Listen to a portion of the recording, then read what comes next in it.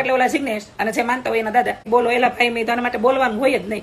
એનું કારણ એ છે કે જ્યાં સુધી મૂર્ખ પ્રજા નીચે બેઠી બેઠી તાળીઓ પાડ્યા કરશે અને ગલત ને ગલત છે એ સાબિત કરવા માટે લડશે નહીં અથવા તો ત્યાં ને ત્યાં એનો વિરોધ નહીં કરે, જ્યાં સુધી આવા લોકો એને બધાને પ્રોત્સાહિત કર્યા કરશે અને આવા લુખીના ખિસ્સા ભરવાના ઘર ભરવા પૈસા ભાંગ્યા કરશે, ત્યાં સુધી આવા બધાનું હાલવાનું જ છે. તો નમસ્કાર મિત્રો, સ્વાગત છે તમારું મારી યુટ્યુબ ચેનલની અંદર. મિત્રો તમને બધાને ખબર જ હશે કે હમણાં થોડાક સમયથી જે મિત્રો એક જિગ્નેશ દાદાનો એક વિવાદ ચાલી રહ્યો છે ને એની અંદર મિત્રો વાત કરવામાં આવે તો તમને બધાને ખબર જ હશે કે એક કથાની અંદર જે મિત્રો ક્યાંક ને ક્યાંક જિગ્નેશ દાદાએ જાનકી માતાનું અપમાન કર્યું હોય એવું દેખાઈ રહ્યું છે. અને ત્યારબાદ મિત્રો વાત કરવામાં આવે તો સનાતન ધર્મના સાધુઓ અને સનાતન ધર્મીઓ દ્વારા મિત્રો જિગ્નેશ દાદાનો સખત વિરોધ કરવામાં આવ્યો હતો. અને સાથે સાથે મિત્રો વાત કરવામાં આવે તો જિગ્નેશ દાદાને લઈને મિત્રો સોશિયલ મીડિયાની અંદર ઘણા બધા એવા વિડીયો વાયરલ થઈ રહ્યા હતા. અને ત્યારબાદ મિત્રો વાત કરવામાં આવે તો એક હિન્દુની દીકરી છે જે મિત્રો જિગ્નેશ દાદાને ખુલ્લેઆમ જે કહ્યું તે તમે મિત્રો વિડીયોની અંદર સાંભળ્યું જશે. અને સાથે સાથે મિત્રો વાત કરવામાં આવે તો જિગ્નેશ દાદાને જે મિત્રો લુખા કહીને મિત્રો એક હિન્દુની દીકરી અત્યારે મેદાનની અંદર ખુલ્લેઆમ ઉતરી ચૂકી છે. અને સાથે સાથે મિત્રો વાત કરવામાં આવે તો જિગ્નેશ દાદાને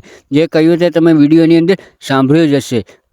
અને સૌથી પહેલાં મિત્રો ખાસ આગળ વાત કરવામાં આવે તો જિગ્નેશ દાદાનો એક સોશિયલ મીડિયાની અંદર વિડીયો પણ વાયરલ થઈ રહ્યો છે. અને એની અંદર મિત્રો જિગ્નેશ દાદાએ જે મિત્રો જાનકી માતાનું અપમાન કર્યું હતું એની અંદર મિત્રો એમને વિડીયોની અંદર એ પોસ્ટ કરી હતી ને કહ્યું હતું કે મને માફ કરી દો અને મારાથી ભૂલ થઈ ગઈ હતી. અને સાથે સાથે જિગ્નેશ દાદાએ જાહેરની અંદર મિત્રો માફી પણ માગી લીધી હતી. અને ત્યારબાદ મિત્રો વાત કરવામાં આવે તો આ એક હિન્દુની દીકરી સાથે સાથે એવું પણ કહ્યું હતું કે જ્યાં સુધી મૂર્ખ જનતા નીચે બેઠી બેઠી તાળીઓ પાડ્યા કરશે ત્યાં સુધી અને સત્યને લડવા તૈયાર નહીં થાય ત્યાં સુધી આવા લોકો આવું મૂર્ખ કામ કર્યા જ રાખશે.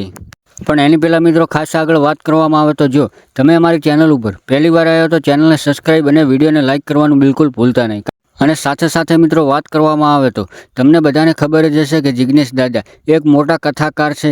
અને સાથે સાથે મિત્રો વાત કરવામાં આવે તો એમના સમગ્ર ગુજરાતની અંદર નહીં પણ દેશ વિદેશોની અંદર પણ મિત્રો એ કથા કરવા માટે જતા હોય છે. તો મિત્રો આવડા મોટા કથાકાર થઈને જો જાનકી માતાનું અપમાન કરશે તો પછી બીજા કથાકાર તો મિત્રો શું નહીં કરી શકે. તો મિત્રો તમે પણ કોમેન્ટ બોક્સની અંદર જરૂરથી જરૂર જણાવજો આના વિશે તમારું શું કહેવું છે.